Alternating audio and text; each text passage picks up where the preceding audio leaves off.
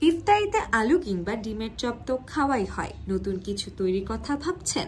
বাড়িতে থাকা বিভিন্ন ধরনের সবজি দিয়ে খুব সহজেই তৈরি করতে পারবেন সুস্বাদু সবজির চপ। সঙ্গে প্রয়োজন হতে পারে কয়েক টুকরো পাউরুটি। চলুন তবে জেনে নেওয়া যাক ইফতারের জন্য সুস্বাদু সবজির চপ তৈরির রেসিপি।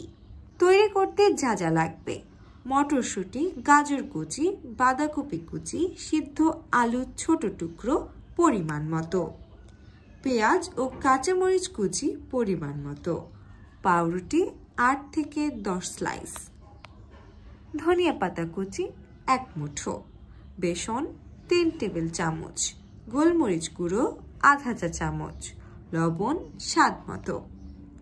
যেভাবে তৈরি করবেন: পাউরুটির টুকরোগুলোকে পানিতে ভিজিয়ে নরম করে পানি ঝরিয়ে নিন।